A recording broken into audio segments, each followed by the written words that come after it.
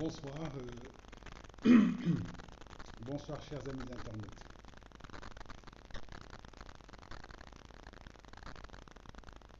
Voilà, je crois qu'on va commencer à partager.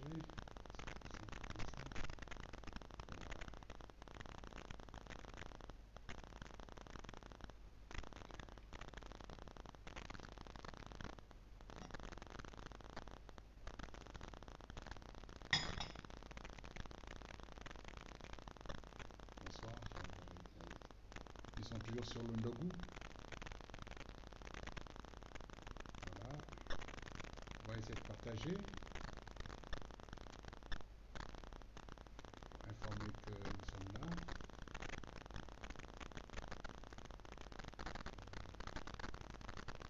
Ok.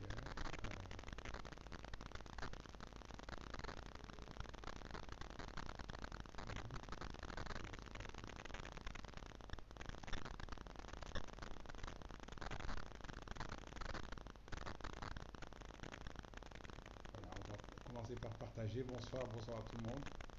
On va commencer par partager déjà.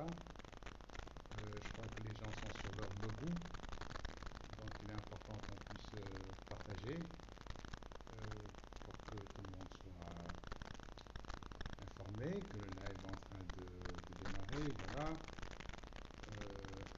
Superbe. Donc là aussi, ce que je veux dire, c'est simple, c'est que je vais juste mettre le coller. Voilà, je clique sur ma page. Ok.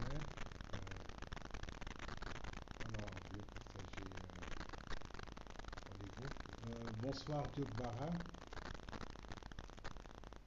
Voilà, bonsoir Diop Bara. La qualité du son, le son n'est pas très bon, vous m'entendez pas très bien? Attendez, je vais voir si ce que je peux faire. Est-ce que vous m'entendez bien comme ça? Si oui, dites-le moi, sinon dites-moi si je vais voir comment améliorer le son. Est-ce que vous m'entendez très bien comme ça? Diop Barra, si vous voulez bien m'informer pour que je puisse améliorer la qualité du son. Voilà. Ben, j'espère que le son vient bien. Sinon, vous me dites et puis je vais améliorer. Voilà, il n'y a aucun problème pour ça. Voilà. Alors, j'espère que vous avez bien pris le Ndogu. C'est un peu, je crois, l'avant-dernier Ndogu de ce mois béni de Ramadan, dont tout semble porter à croire que la Korité, ce sera le jeudi prochain. Merci beaucoup, Diop. Voilà. Donc, il semble que, voilà, bonsoir Lucius Lyon, voilà, le grand entrepreneur, voilà. On va essayer d'échanger tout à l'heure quelques astuces, voilà. Dieu sait que ce ne sont pas mes astuces, ce sont des astuces puisées sur l'internet et que je compte tout simplement partager avec vous, voilà. Diédou, voilà, je te salue, je suis très très content du, des belles choses venues du Mali, voilà. Non, le son, c'est pas de la qualité. Alors, c'est un peu bizarre parce que j'utilise des écouteurs pour que l'information puisse venir. Il semble donc que c'est peut-être. Vous m'entendez pas très bien. C'est bizarre, c'est bizarre, c'est bizarre, c'est bizarre. Non, le son, ça va pas. De même que l'image. C'est bizarre, moi je me vois très bien. Oh là là, je sais pas comment faire. Ça, il faut que la peut-être puisse m'aider. Mais je ne sais pas comment faire parce que j'ai fait le maximum. Le son est au maximum actuellement. C'est bizarre que le son ne soit pas au meilleur. Je vais essayer de changer d'écouteur pour voir. Excusez-moi une seconde.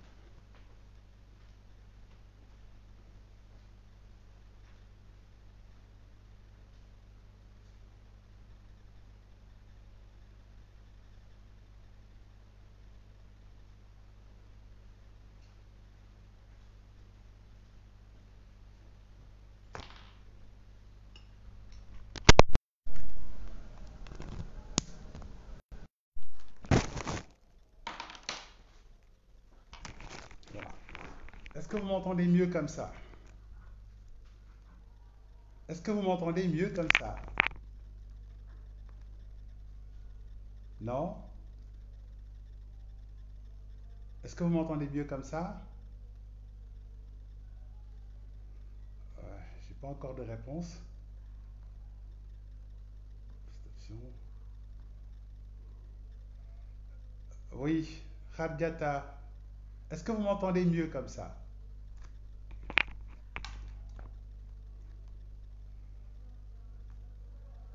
Vous m'entendez pas mieux comme ça? Non? Est-ce que vous pouvez envoyer un message pour me dire? Parce que je peux pas savoir. Donc, moi, je m'entends bien, je me vois bien aussi, donc, mais je peux pas savoir si vous m'entendez bien. Voilà. Donc, si vous pouvez m'informer sur la qualité du son, ce serait parfait. Voilà, merci. D'accord. Est-ce que vous m'entendez? Euh, j'ai pas de retour là pour savoir si le son marche bien ou pas. Apparemment, vous m'entendez pas. Ouais. Est-ce que la qualité du son est bonne ou pas? Ouais,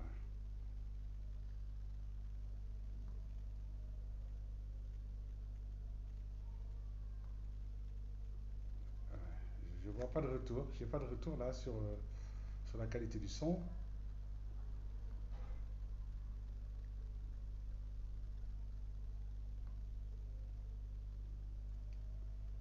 Ouais, j'ai aucun retour là.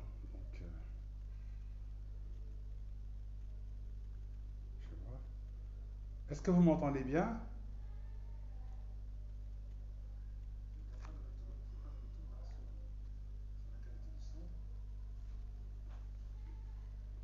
Ben, j'ai l'impression que le son vient parce que je l'entends sur mon ordinateur, donc ça veut dire qu'il vient. Voilà. Bien. Donc, si vous me le permettez, on va essayer d'avancer très rapidement. J'ai pas eu de réponse sur ma question, mais je crois que le son arrive. En tout cas, c'est ce que j'ai cru comprendre. Voilà. Salut coach, le bon est bon, son est bon. Merci beaucoup Diop Nanouchka. Voilà, je te salue depuis, je crois, la Mauritanie, Nouakchott. Voilà. Je vois les très belles choses que tu fais tout le temps et ce sont des très très belles choses. Voilà, bien. Donc nous allons entamer notre, notre dernier live, notamment du mois de Ramadan. On va essayer notamment aujourd'hui de donner quelques astuces pour pouvoir notamment mieux vendre les produits alimentaires sur l'Internet. Et je crois que les astuces ne sont pas loin notamment des astuces qu'on peut utiliser pour vendre les autres produits. Voilà, bien. J'ai vu que cette année, en tout cas, il y a eu beaucoup d'engouement de jeunes qui ont créé des pages et qui offrent beaucoup de produits alimentaires, notamment sur l'Internet. Ça s'est beaucoup vu avant le Ramadan, ça s'est vraiment beaucoup développé sur le Ramadan aussi. C'est vrai que cette année, on n'a pas eu l'occasion de faire beaucoup de live, mais bon, on pourrait en discuter très très rapidement. Voilà, bien. Quoi qu'il en soit, le marché de l'alimentaire est un marché extrêmement vivant, un marché extrêmement dynamique.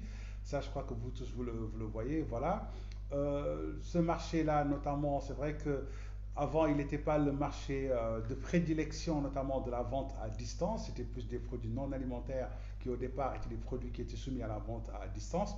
Mais depuis le développement, notamment des plateformes logistiques, des livraisons, notamment et tout, aujourd'hui, il y a un développement très, très important, notamment des ventes, de la vente de produits alimentaires à distance. Voilà, bien.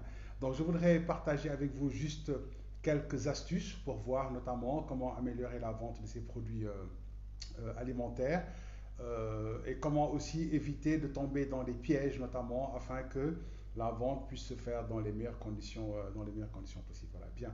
Donc si vous voulez bien partager le live, parce que moi j'y arrive pas, je ne sais pas si j'ai des limitations ou des contraintes, je ne sais pas du tout pourquoi ça ne marche pas. J'y arrive pas du tout, mais bon, si vous pouvez m'aider à pouvoir partager le live, ce serait vraiment parfait pour qu'on puisse notamment en faire bénéficier le maximum possible. Voilà, bien. Alors, donc aujourd'hui, la vente de produits alimentaires, je parle des nourritures, hein, je ne parle pas des produits pré-emballés, je parle tout simplement de ceux qui font de la nourriture qu'ils proposent notamment sur les réseaux sociaux.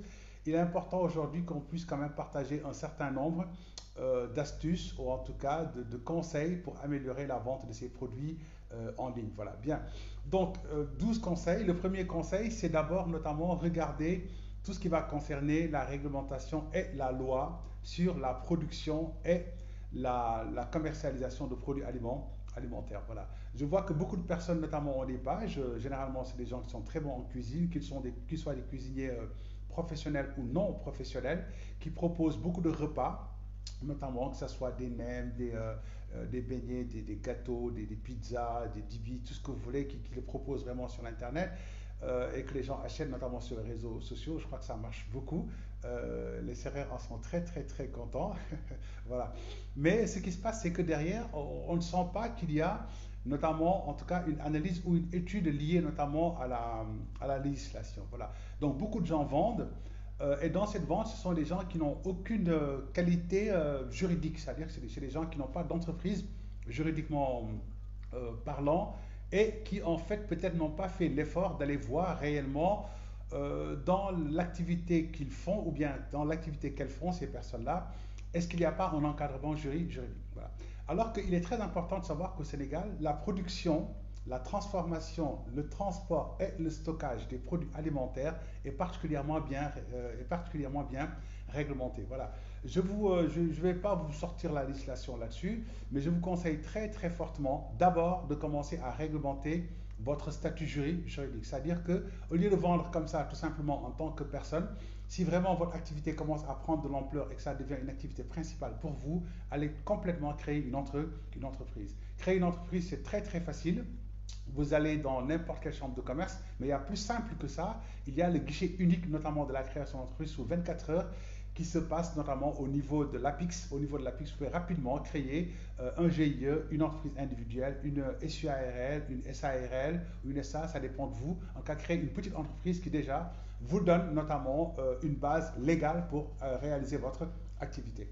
L'autre aspect, c'est que si dans votre activité, vous êtes amené à tuer des bêtes, par exemple, à les transformer, à les stocker, à les emmener dans des lieux de vente, à les cuisiner, etc., il y a des normes sanitaires. Pour bien connaître ces normes sanitaires, je vous conseille très fortement de vous rapprocher de ce qu'on appelle la direction, du moins l'inspection régionale ou l'inspection départementale, notamment de l'élevage. Voilà. Pour ceux qui sont amenés à tuer des bêtes. Parce que beaucoup de gens disent que nous vendons des poulets, nous vendons des moutons, nous les tuons nous-mêmes, etc. Et tout ça c'est très très bien, mais c'est soumis à réglementation. Il est important donc de s'adresser à la direction régionale notamment de l'élevage pour savoir quelles sont les autorisations, en tout cas quelles sont les normes qui sont liées à cela. Voilà.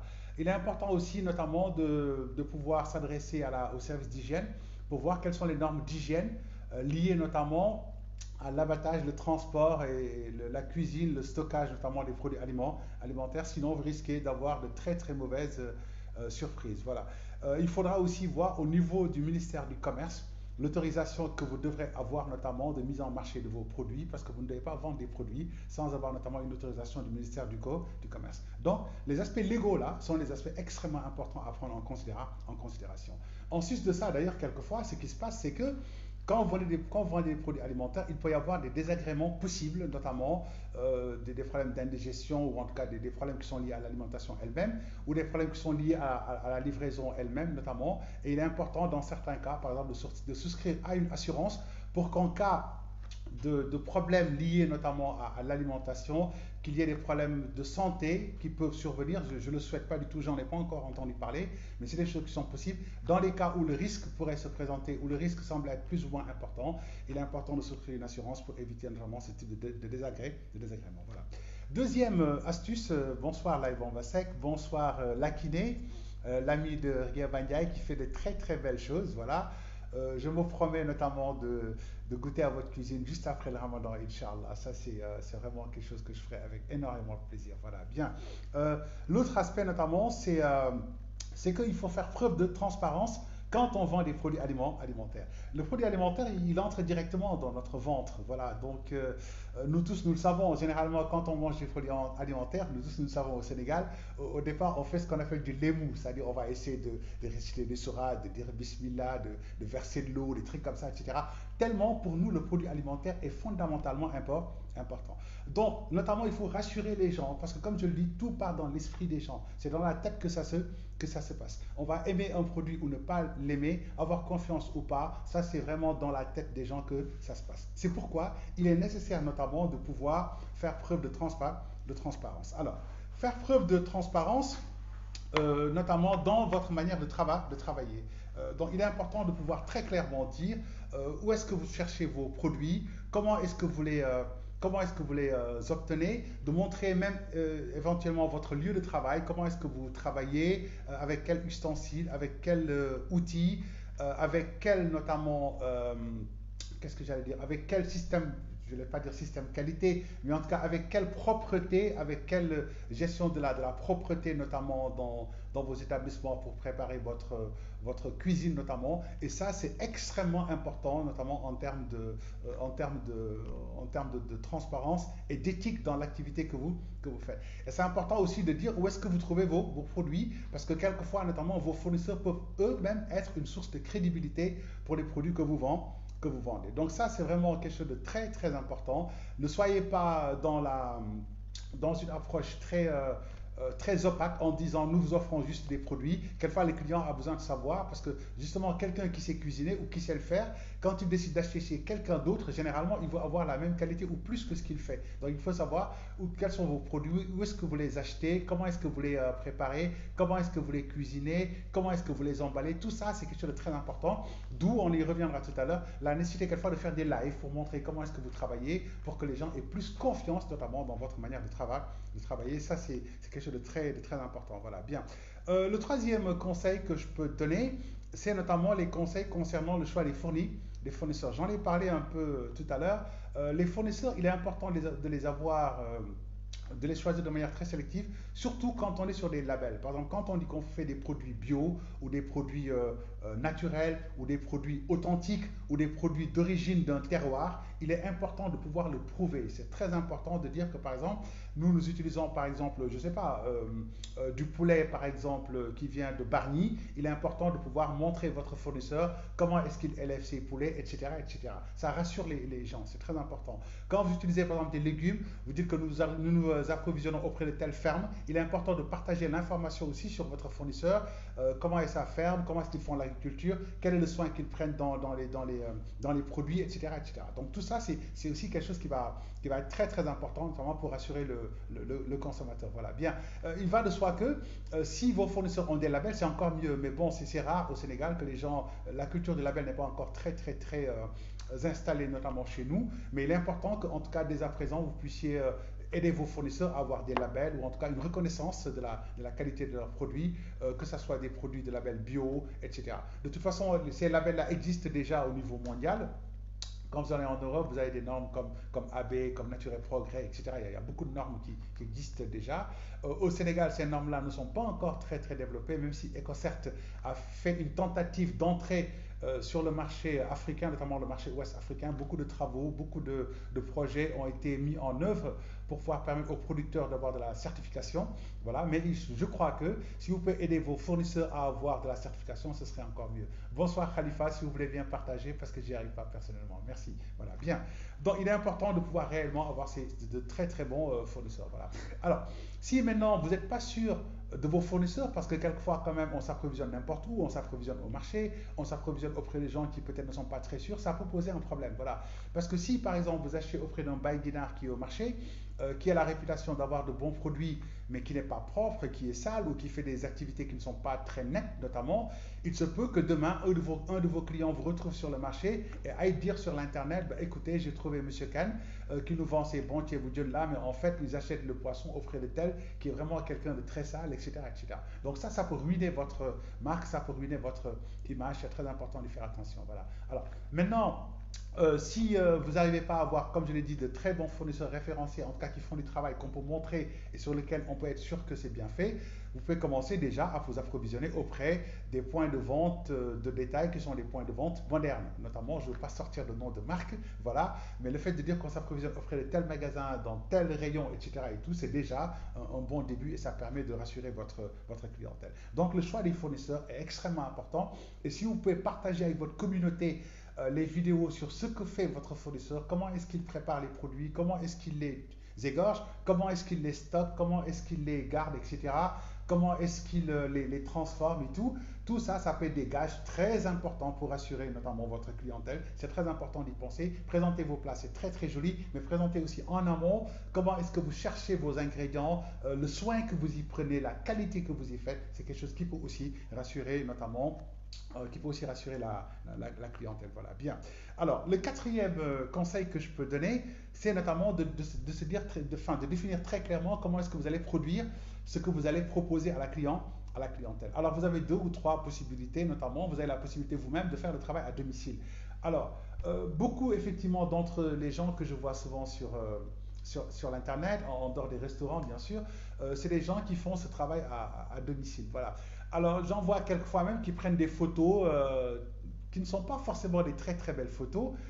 Bonsoir le grand Mokhtar Thiam, c'est un plaisir de vous retrouver. Voilà. Beaucoup de gens montrent des photos à la maison avec leurs enfants dans leur cuisine, qui quelquefois n'est pas vraiment très propre, et quelquefois exigu. Quelquefois vous montrez, vous faites une photo sans faire attention aux détails, et les clients, eux, ils regardent très très bien ces petits détails, et ces petits détails peuvent très très clairement vous ruiner. Voilà, bien. Donc, si vous voulez faire votre travail à domicile de grâce, faites votre cuisine professionnelle en un moment où vous ne faites pas votre cuisine personnelle. C'est très important qu'il n'y ait pas d'interaction entre ce que vous faites pour vos clients et ce que vous faites pour la maison. Ça permet notamment d'écarter un certain nombre de personnes qui pourraient entrer dans la cuisine ou qui pourraient avoir une interaction avec l'activité que vous faites. Ça permet aussi que vos habitudes personnelles qui peut-être vous ne vous gênent pas, et qui pourraient gêner la clientèle ne puissent pas être mises en évidence, montrées à travers des photos, des captures d'images ou des vidéos. Donc c'est important d'aménager un lieu, un plan de travail qui soit vraiment très très bien fait et spécialement étudié uniquement pour l'activité professionnelle. Voilà, bien. Alors maintenant, il y en a d'autres qui, notamment, comme je l'ai dit, hein, ont leur propre restaurant à partir desquels ils font leur travail. Mais le restaurant, c'est un espace professionnel, notamment. Ici, si on respecte très clairement les normes sanitaires, les normes notamment de fabrication ou en cas de cuisine, en principe, il ne devrait pas y avoir de problème assez particulier là-dessus. Voilà, bien. Alors, la cinquième astuce, notamment, va concerner le fait de donner confiance aux clients. Alors, ça aussi, je vois souvent mon ami Lucie Sarr qui se plaint. Je crois que même sur la page consommer local, elle dit souvent si vous ne donnez pas le prix de vos produits, on ne vous publie pas. Et elle a parfaitement raison. Voilà. Donc le consommateur, vous devez le mettre en confiance. Comme je l'ai dit tout à l'heure, il faut être très transparent sur les produits que vous avez, sur les ingrédients que vous utilisez, sur votre méthode de travailler, sur vos fournisseurs, sur le respect de la qualité, sur la propreté, etc. Ça, c'est très très important. L'autre aspect, c'est que quand vous vendez des produits, ne cachez pas le prix. Beaucoup de gens le font, ils se disent je cache le prix. Alors, j'ai rencontré certaines personnes qui vendent sur Internet qui me disent oui, mais si tu mets le prix, les autres vont te concurrencer, ils vont vendre moins cher, etc. etc. Mais tôt ou tard, on connaîtra vos prix. Voilà. Si moi j'ai un concurrent comme Lakiné qui par exemple fait des produits, enfin des très belles nourritures qu'elle vend, j'ai envie de connaître ses prix, elle ne les affiche pas, je peux moi-même lui envoyer des messages pour savoir. Donc ça, c'est pas très compliqué. À mon avis, c'est pas très pertinent de cacher ses prix. Il faut mettre ses prix et les assumer, c'est très important, sachant que, comme certainement d'autres experts l'ont déjà dit sur cette chaîne, quand vous vendez un produit, il faut le positionner en haut de gamme, en moyenne gamme et en basse gamme. Et bien sûr, la qualité du produit, l'envergure du produit, le positionnement du produit va aussi entraîner notamment le prix du produit. Donc ça, réellement, à mon avis, n'ayez pas peur du tout de le faire. Je vois souvent des gens faire des publications et derrière, vous allez voir des commentaires. Il y a 50 commentaires, c'est quel est le prix, quel est le prix, quel est le prix, quel est le prix. Et j'avais dit que ce n'est pas très intelligent, notamment, parce que quand le client regarde, ça l'intéresse et qu'après il ne trouve pas le prix, il peut ne pas avoir envie d'aller chercher plus loin, il peut ne pas avoir envie d'ouvrir votre page pour voir et c'est une commande de perdu. Alors que si vous avez mis le prix, peut-être que déjà en regardant ce qui est intéressant, en se disant aussi que le prix semble être attractif, il peut aller plus loin, explorer et éventuellement notamment acheter le produit. Voilà, bien. L'autre aspect, c'est il faut présenter éventuellement les certifications que vous avez en matière d'hygiène ou de label ou de certificats que vous avez particulièrement par rapport aux produits que vous vendez. Voilà. Si vous vendez des produits qui ont un label, c'est important de dire que nos produits sont labellisés, tels, etc. S'il y a des tests de laboratoire qui ont été faits, dire que nous avons été testés par tel laboratoire.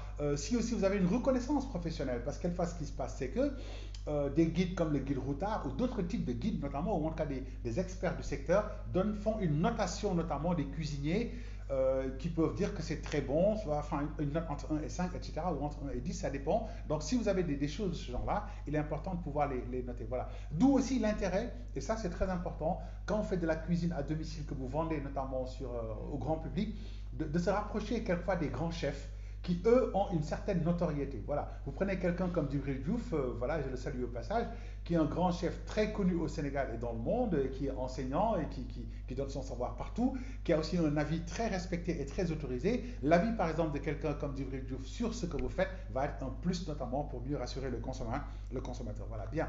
L'autre aspect, c'est aussi d'expliquer très clairement le processus de livraison. Souvent, on vous dit livraison sous 24 heures, etc., prix de la livraison ou livraison à votre charge, etc. C'est important de clarifier très très clairement le processus de livraison. Voilà. Et donc, dans ce cas, ne perdez pas, enfin, ne vous dites pas que c'est une perte de temps. Si vos tarifs de livraison sont des tarifs qui sont par rapport à la distance, ben, écrivez-le très très clairement pour que le client puisse, mettez une interface pour que le client puisse mettre son adresse et notamment avoir le tarif qu'il devra payer pour être livré. Voilà. L'autre aspect, c'est que quand vous donnez aussi des délais de livraison, il ne faut pas être dans des délais de 24 heures. Il faut être dans des délais très clairs. Par exemple, nous livrons sous 30 minutes, sous 24 heures, sous 48 heures, sur 2 heures, sous 15 minutes, etc. Il faut vraiment être très très clair avec les clients sur les délais de livraison.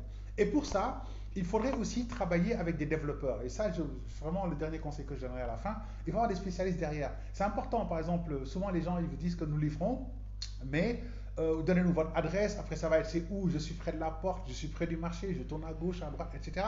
Alors qu'aujourd'hui, il y a le GPS quand même qui très facilement nous permet de positionner là où se trouve quelqu'un et de pouvoir y aller directement. Et on peut en fait faire du backup, c'est-à-dire garder cette information-là. Bonsoir Sano, si tu veux partager sur la page NSL, j'y arrive pas. Voilà.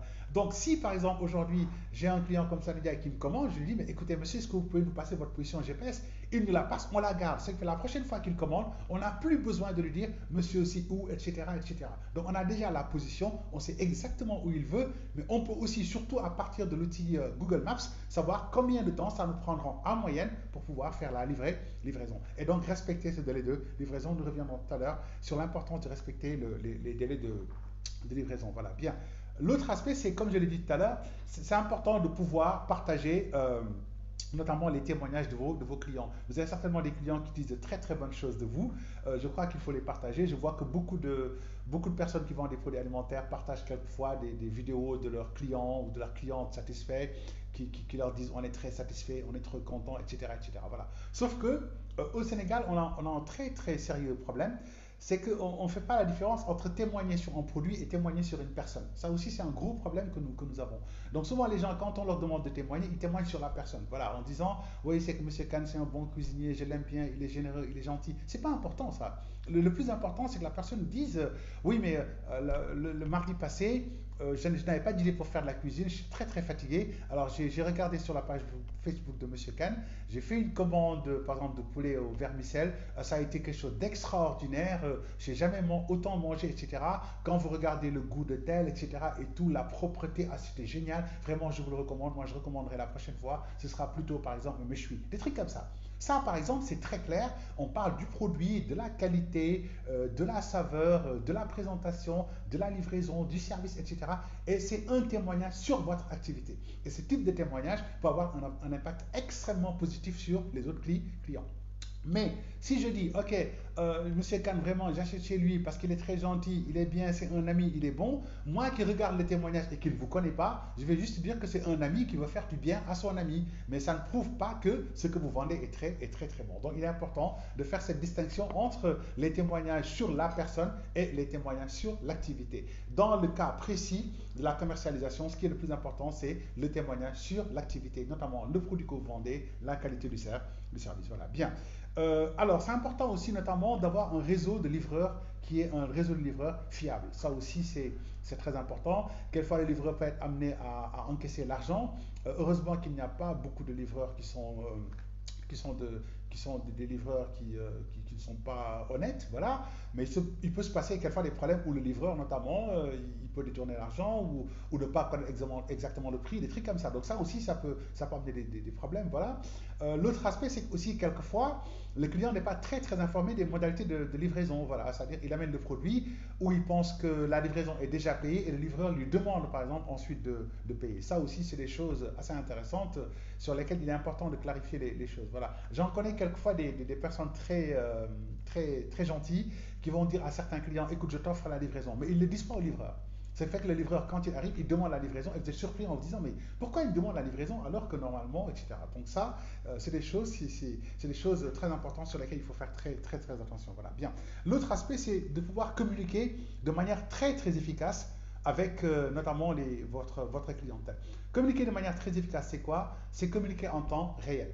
Je veux dire, si vous dites à votre client, le livreur vient de partir, il sera là dans 30 minutes, il faut suivre le livreur pour savoir au bout de 20 minutes, est-ce qu'il est là ou est-ce qu'il n'est pas là. Si le livreur vous dit, écoutez monsieur, il y a des embouteillages ou il y a des problèmes, vous aurez 30 minutes de retard, ça vous permettra d'anticiper pour dire au client, écoutez monsieur, on a quelques soucis sur le réseau routier, on aura 20 ou 10 minutes de retard. C'est extrêmement important. Mais si en fait, dès le début, vous commencez à donner des délais de livraison que vous ne respectez pas, ça pose un problème.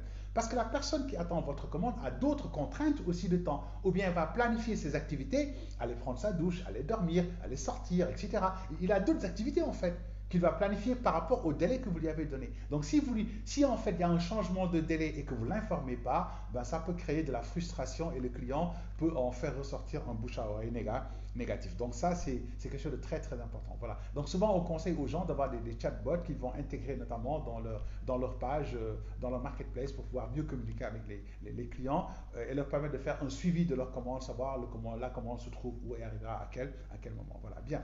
Le sixième point sur lequel je veux vous donner aussi une astuce, c'est notamment le packaging du produit. En matière alimentaire, le packaging, c'est 40% de la valeur du produit. Il faut vraiment très bien le comprendre. L'emballage, c'est fondamentalement important. Voilà. C'est vrai que depuis un certain temps, il y a beaucoup d'emballages perdus qui sont vendus dans le commerce et qui permettent d'avoir de très beaux emballages proposés à la clientèle. Mais si vous voulez aussi vous positionner en gamme plus haute, ou en tout cas avoir des prix beaucoup plus raffinés, il est important aussi de pouvoir avoir le challenge de dire il faudrait que je choisisse des emballages beaucoup plus élaborés, beaucoup plus beaux, et pourquoi ne pas aller tout simplement faire des commandes d'emballage en papier craft ou des trucs comme ça qui soient particulièrement bien attractifs et qui font que même quelquefois les clients quand il reçoit la commande, il n'a pas besoin de la reverser, il a juste besoin d'ouvrir la commande et de manger directement sur le plat avec les couverts que vous lui avez donnés. Voilà. Mais il est important de faire très attention à ça. Voilà. L'autre aspect, c'est que quelquefois on vous livre les produits alimentaires dans des bacs en aluminium ou en truc comme ça, sur lesquels très sérieusement, d'abord ça peut se tordre, la sauce peut tomber, voilà, ça c'est des choses qui ne sont pas très agréables, ce qui fait que quand vous ouvrez votre commande, c'est déjà un peu sale, il y a déjà un peu de la saleté, alors que quand on commande à manger, généralement c'est pour être comme au restaurant, c'est-à-dire ne pas se salir, ne pas avoir l'accord à faire la corvée. Ça c'est très important, c'est pourquoi je dis que si vous pouvez avoir des emballages bien travaillés, que vous commandez vous-même, ce qui fait que le client, lui, il n'aura qu'à mettre ses nappes, installer directement le repas, la nourriture et manger, parce qu'il veut un restaurant à domicile, mais il ne veut pas reprendre le travail de préparation, de réorganisation du travail, etc., pour pouvoir lui-même se nourrir. Donc ça aussi, c'est très important, notamment du côté de l'emballage, du packaging. Le packaging, ça va être très important, très sérieusement. Si vous voulez vendre plus cher, travaillez le packaging.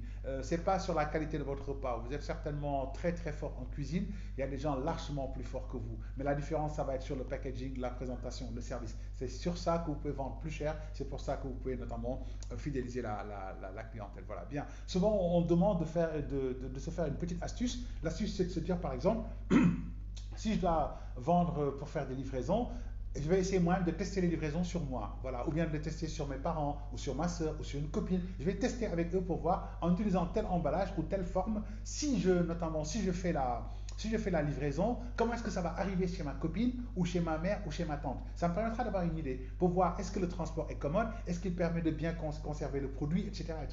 Et ça me permet de tester pour voir est-ce que les matériaux utilisés pour l'emballage, les modalités d'emballage permettent de bien protéger le produit, permettent de bien conserver la présentation de l'aliment, son intégrité, etc. Donc tout ça, c'est des choses qu'on peut tester aussi, notamment concernant cet emballage-là. Mais n'oubliez jamais, le point clé pour pouvoir monter en gamme, c'est vraiment l'emballage à côté du service, de la qualité du service que vous offrez à la clientèle. Et n'oubliez jamais que le client qui commande à distance, il veut un restaurant à domicile. Il ne veut pas refaire tout le travail. Voilà, bien.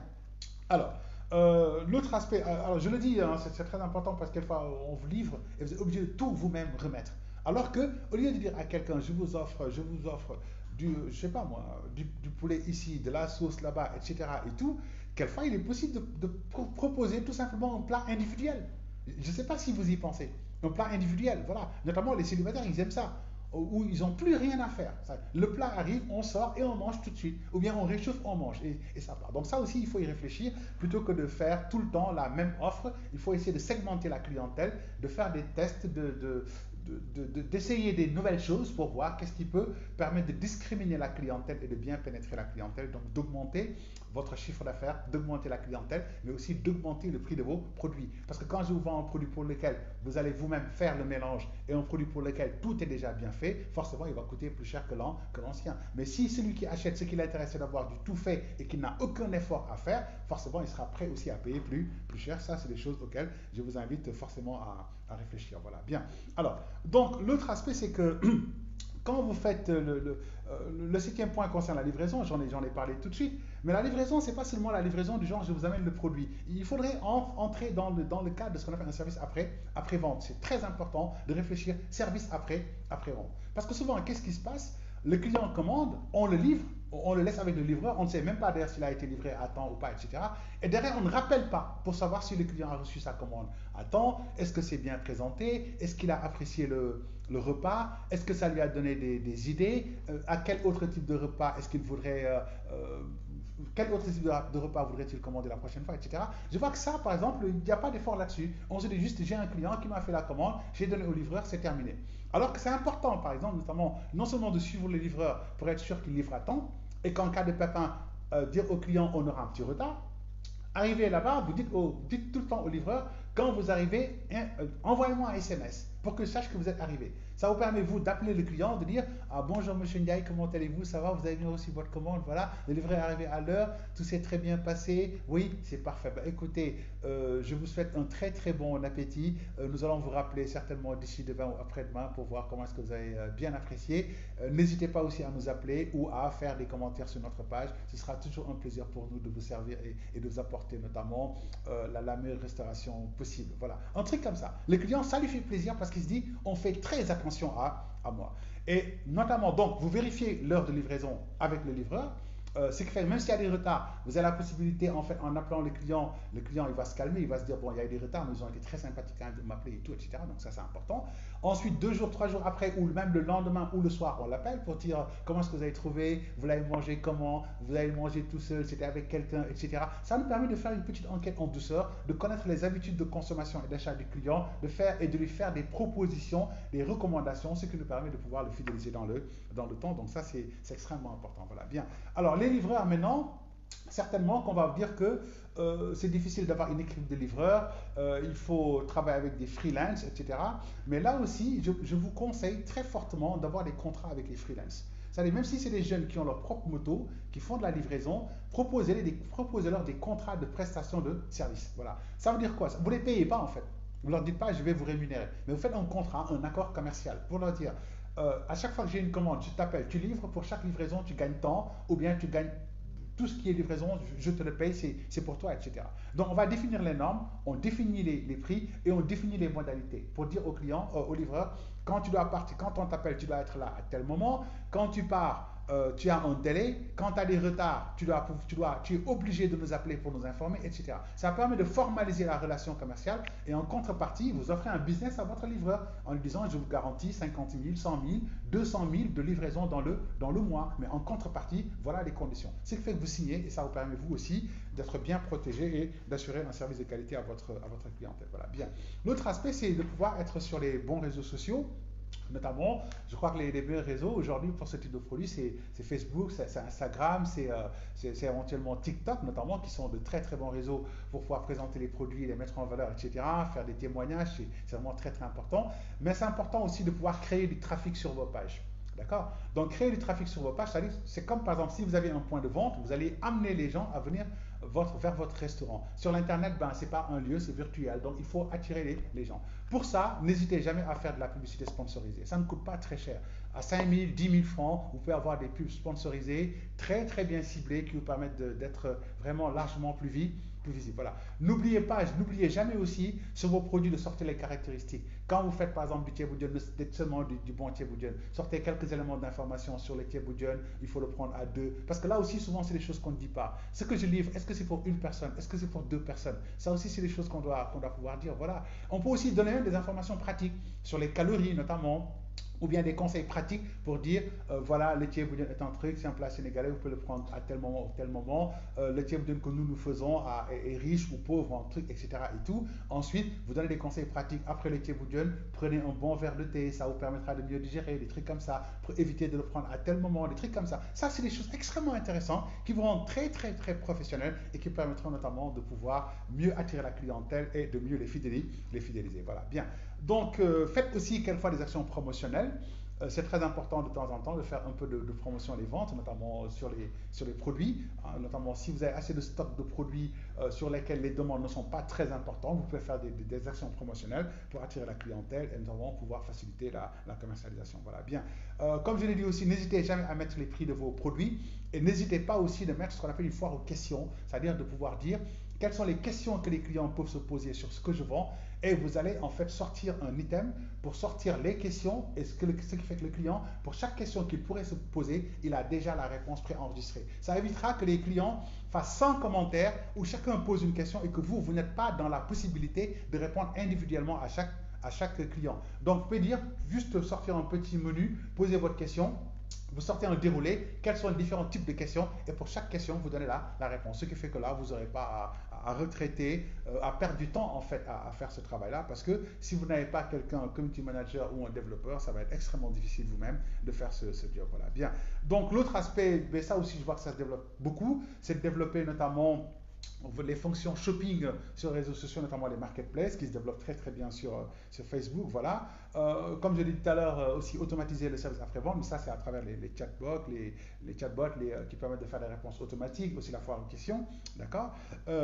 C'est important aussi de pouvoir vendre votre image. C'est très important parce que vous ne vendez pas des produits alimentaires pour vendre des produits alimentaires. Vous vendez des produits alimentaires parce que vous avez un idéal. Et ça, c'est important de présenter votre vision, notamment à votre clientèle. Qu'ils sachent que vous ne vendez pas pour vendre, tout simplement. Vous vendez parce que vous êtes amoureux des bons aliments, parce que vous avez des produits du terroir, ou bien parce que tout simplement vous voulez qu'on revienne à une cuisine authentique, des trucs comme ça. Donc vendez ça. Et pour ça, il ne s'agit pas seulement de vendre le thieboudion ou le yassa, il s'agit aussi de vendre la culture qui est derrière. Et ça, c'est des publications que vous pouvez faire, c'est des vidéos que vous pouvez faire qui vont lier le produit à notamment ce qu'on appelle l'ensemble évoqué, notamment en termes de culture, en termes de valeur, en termes de vision, en termes notamment de projet, d'idéal qui est lié à l'activité que vous faites et ça permet de mieux ancrer notamment les produits que vous vendez. Mais dire juste qu'on fait un thieboudion Pendambay, très sérieusement, tout le monde peut faire du thieboudion Pendambay. Mais dire que nous, les thieboudion que nous offrons, c'est pour revenir notamment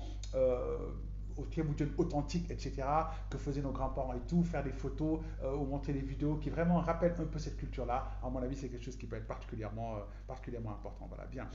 L'autre aspect, et ça aussi, je vois que beaucoup de personnes le font, c'est notamment collaborer avec la communauté. Souvent, vous avez une communauté. Je vois quelqu'un comme, par exemple, Lakiné, qui utilise beaucoup, par exemple, Riema Ndiaye, qui est quelqu'un qui est une bonne influenceuse. Voilà, je crois que d'autres le font avec Lucie Sarr et autres. Voilà. Bon, je crois qu'il y a beaucoup de gens qui le font. Et c'est bien d'avoir cette communauté-là qui puisse vous relayer, présenter ce que vous faites, partager vos publications, taguer d'autres gens, les amener dans votre communauté pour qu'ils puissent voir, etc. Et ça vous permet, vous, de voir quels sont les gens qu'on a tagués, quels sont les gens qui viennent commenter et de les ajouter ou de les inviter à aimer ou à s'abonner sur votre page. Ça accroît votre communauté et plus votre communauté est agrandie, plus vous avez l'opportunité de toucher de la clientèle et donc notamment de faire voilà, de pouvoir notamment vendre vos produits. Voilà. N'hésitez jamais à faire des lives de temps en temps, pas tout le temps, mais de temps en temps, c'est important de faire des lives. Voilà. Quand vous avez un produit phare comme le Thieboudion, de temps en temps, c'est bien de montrer comment est-ce que vous le faites.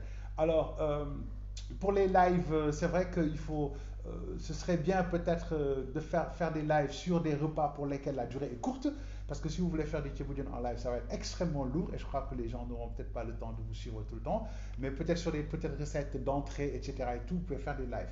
Par contre, maintenant, sur la préparation complète de cuisine, comme par exemple le thieboudion, le yassa, des trucs comme ça, le couscous, où c'est un peu long, vous pouvez faire de très très bons montages visuels et les diffuser en première ou tout simplement en publication vidéo. Ça permet aux gens, sur 3 4 minutes, de bien regarder comment vous faites et d'apprécier le travail, notamment que vous faites. Voilà, bien. Donc, voilà, je crois que c'était globalement ça, hein, notamment pour pouvoir partager quelques astuces sur la vente en ligne. Voilà. Donc, récapitulation, commencez déjà à avoir une entité juridique, c'est très important. Si vous faites une activité sur laquelle vous commencez à gagner beaucoup d'argent et qui devient votre activité principale, commencez à créer une entreprise. À mon avis, c'est très. Créer une entreprise au Sénégal, c'est 24 heures au niveau notamment de l'agence. Je ne sais pas comment ça s'appelle encore, de l'agence de la PIX, voilà, les guichets uniques de la PIX, il y en a partout au Sénégal. Vous pouvez créer ça rapidement en 24 heures. Vous avez votre entreprise. Voilà. L'autre aspect, c'est aller rechercher, si par exemple vous faites de l'abattage, parce que vous avez des moutons, des poulets que vous-même vous tuez, etc. et tout, allez vous renseigner au niveau de l'inspection départementale de l'élevage, allez vous renseigner au niveau du service d'hygiène, allez vous renseigner notamment au niveau des services du commerce intérieur notamment pour voir quelles sont les conditions, quelles sont les normes légales afin que vous n'ayez pas de surprise. Mais ça vous permet surtout d'avoir des certificats et d'avoir des documents qui permettent de montrer à la clientèle que vous êtes vraiment aux normes, que c'est très bon, ça le rassure. Ça, c'est quelque chose d'extrêmement important. Voilà. L'autre point notamment très important, c'est d'être dans la transparence. Comme on l'a dit, c'est important de dire très clairement comment est-ce qu'on travaille, avec qui, comment. Ça rassure la clientèle, qu'il n'y ait pas d'opacité, d'accord.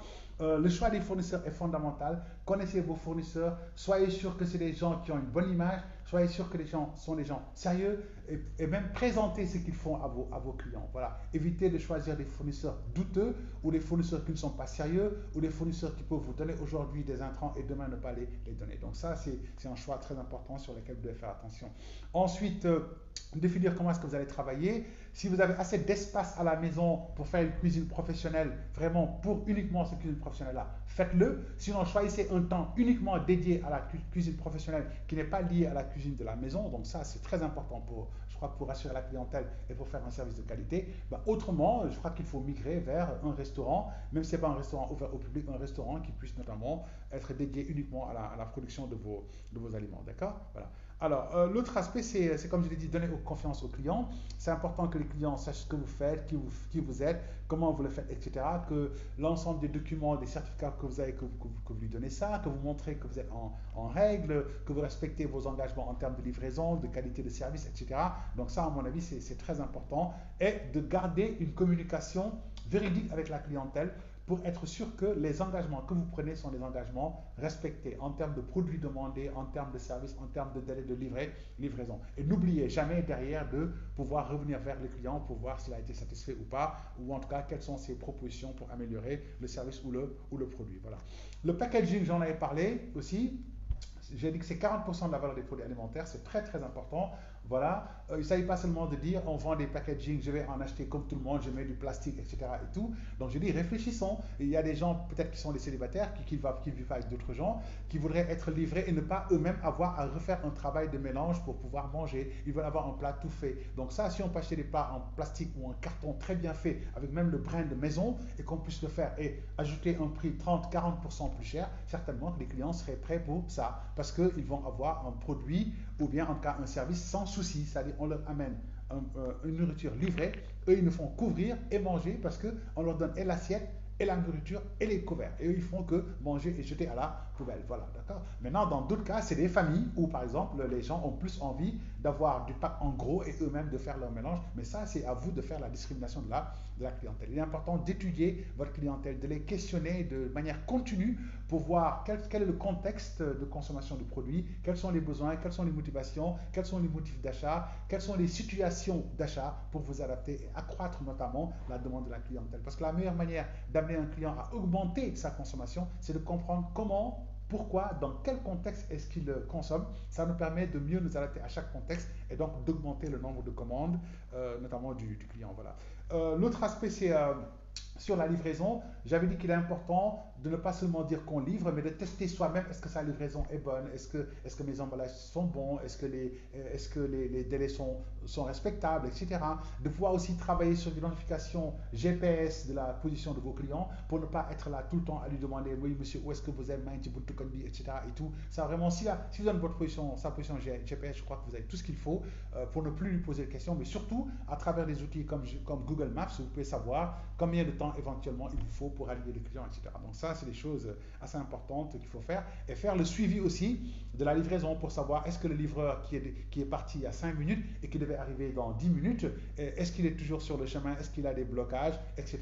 Ça vous permet de prévenir les retards potentiels et d'informer le client pour qu'il n'y ait pas de malentendu là-dessus. Voilà, bien. Donc l'autre aspect, c'est choisir les bons réseaux sociaux. Facebook, Instagram, notamment TikTok, pour pouvoir bien communiquer. Mais faites de la pub sponsorisée pour générer du trafic, c'est quelque chose de très important. Aussi, utiliser les fonctions shopping, mais ça, je crois qu'aujourd'hui, beaucoup de gens développent les marketplaces pour pouvoir mieux vendre leurs produits sur Facebook, par exemple, notamment. Euh, Ensuite, j'avais dit qu'il est important de pouvoir mettre en valeur votre marque, donc parce que vous vendez une marque, vous vendez une vision, vous vendez notamment des objets, enfin en tout cas une culture que vous avez, donc c'est important de pouvoir, votre positionnement stratégique, pouvoir notamment le vendre à la clientèle, vous mettre en valeur, montrer que vous ne faites pas seulement des aliments pour faire des aliments, mais vous le faites parce que derrière, il y a une vocation, il y a une volonté d'apporter un plus et le faire comprendre à la clientèle. Voilà. Et ensuite, le dernier point, c'est de faire collaborer sa communauté, comme beaucoup d'entre vous le font très très bien. Voilà, bien. Je vous remercie très sincèrement d'avoir porté une attention à cet échange, notamment qui a été vraiment un échange impromptu. C'est Live Boba qui m'a forcé quasiment à faire le live de ce soir. Voilà. Je vous souhaite en tout cas de passer de très très belles fêtes de Korité, que ça se passe très très bien, que les prières, les dévotions, tout soit accepté par le Seigneur, que la paix revienne sur terre, que ce soit en Palestine ou ailleurs, parce qu'il n'y a pas que la Palestine aussi, c'est vrai que nous tous on parle de Palestine, mais la guerre est ici au Mali, la guerre est au Sénégal, la guerre est ailleurs, il y a beaucoup de problèmes, la guerre est dans les familles. Prions pour la paix, prions pour la santé, prions pour le bien-être de tous. Prions aussi pour ceux qui ont rejoint le Seigneur plus tôt que nous, qu'ils soient reçus au paradis, notamment, et que nous aussi on puisse peut-être vivre plus longtemps et pouvoir prier pour eux et que vraiment aussi leur descendance puisse être bien accompagnée. Voilà, bien. En tout cas, j'aurai beaucoup de plaisir à vous retrouver après le Ramadan pour redémarrer d'autres lives le mardi, comme m'appelle Live Obasek, l'homme du mardi. C'est toujours un plaisir pour moi de vous retrouver le mardi. Très bonne soirée, très belle fête et bonne Korité. Merci.